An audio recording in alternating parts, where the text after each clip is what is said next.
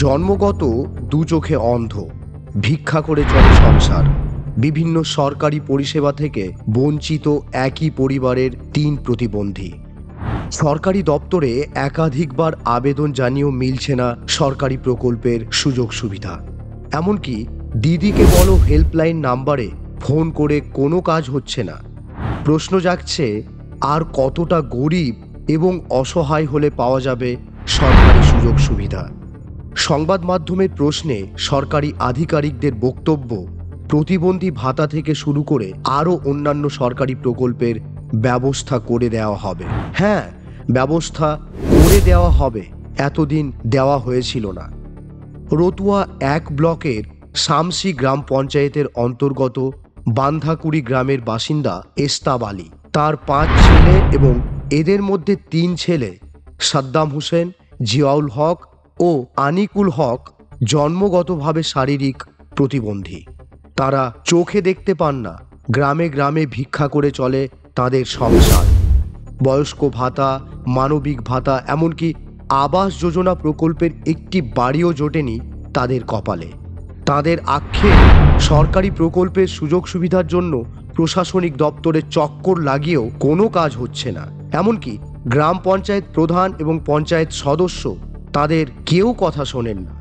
এলাকার গ্রাম পঞ্চায়েত বা পঞ্চায়েত সদস্য হয়তো তারাও অন্ধ বলে দেখতে পাচ্ছেন না এই অসহায়ত্ব।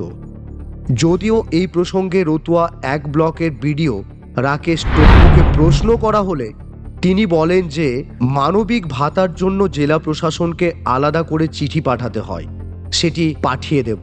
আবাস যোজনা প্রকল্পে নতুন করে নামকরণ শুরু হলে তাদের নাম নথিভুক্ত করে দেওয়া হবে। অন্ধ তো ওরা কিছু সরকার থেকে পাচ্ছে না,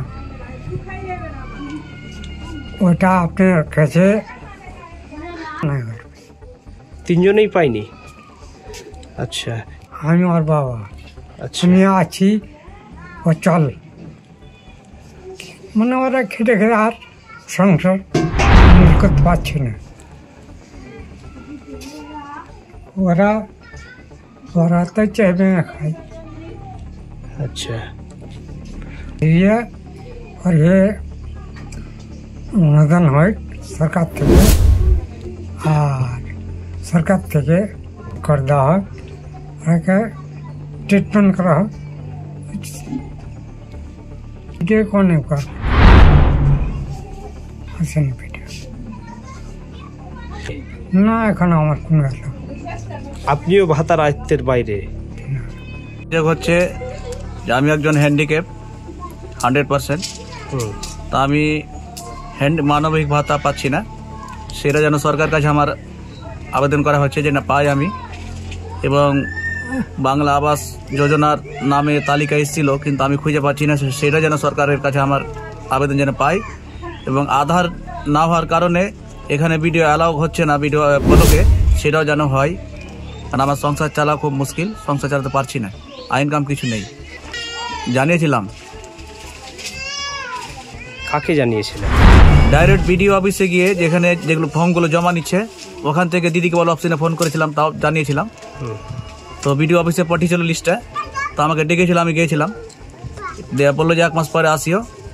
1 মাস পরে যাচ্ছি তো বলছে হ্যান্ডিক্যাপ লিস্টের নাম নেই, এ কথা বলে পাঠিয়ে দিচ্ছে, উনি অ্যালাউ হয়নি। আমি চাইছি যে আমার আধার কার্ড নেই,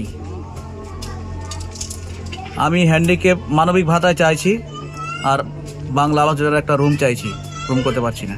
এই দুটোই চাইছি আমি সরকারের কাছে, এটা আমার রিকোয়েস্ট। অভিযোগ, আমরা একই পরিবারের 3 ভাই হ্যান্ডিক্যাপ। আচ্ছা, তো আমি শুধু মানবিকটাই পেয়েছি। আচ্ছা, 1000 টাকা মাসে আমার সংসার চালা হচ্ছে না।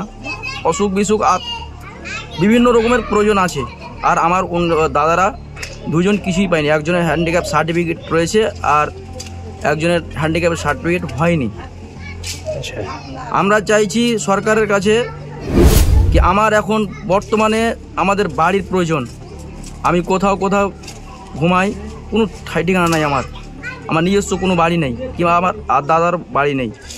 তো আমরা সরকারের কাছে চাইছি গিয়ে যেন আমাদের বাড়িটা দেওয়া হোক। আমরা সত্যিকারই অন্ধ কিনা, যদি প্রয়োজনীয় সরকার সেটা দেখতে চায় সেটাও দেখুক। এটা আপনাদের কাছে আমার বিশেষ অনুরোধ। দিদিকে বলতে আমি কল করেছিলাম 2019 সালে আগস্ট মাসে, আমাকে কল করেছিল 2020 সালে জানুয়ারি মাসে কি তোমার পিএমআইয়ের নাম আছে। আমার পঞ্চায়েতে কাগজপত্র সমস্তটা দেওয়া হয়েছিল।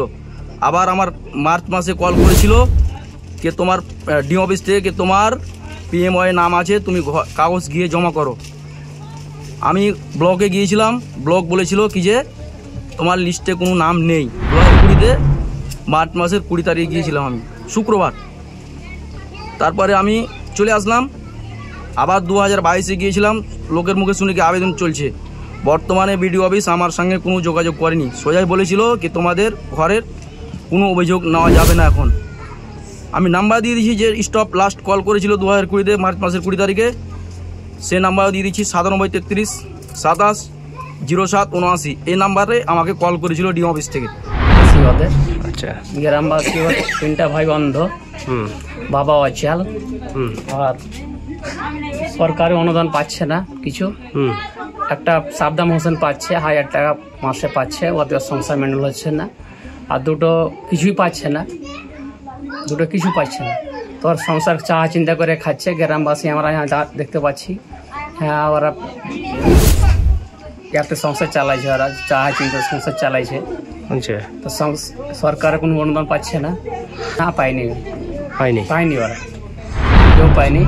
তো সরকারকে একটা আবেদন জানাচ্ছি অন্ধ লোকগুলাকে কিছু পাইয়া দেওয়া হোক। আচ্ছা। গ্রামবাসী হিসেবে বলছি, একদম অচাল, সব চায় চিন্তা খাই। আচ্ছা। না বাবার ভাতা হয়নি, বাবারও হয়নি, আর ওই অন্ধগুলারও হয়নি। একটা সাবধান হোসেন ওয়ারই হয়েছে, বাকি দুটা অন্ধ হয়নি, আর বাবারও হয়নি ভাতা।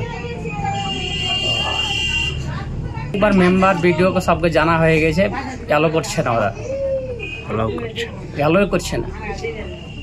আমরা চাচ্ছি সরকার অনুদান চাচ্ছি গ্রামবাসী হিসাবে, মাথা প্লাস তোদের থাকার ঘর টর চাই, আবাস যোজনা। আবাস যোজনা।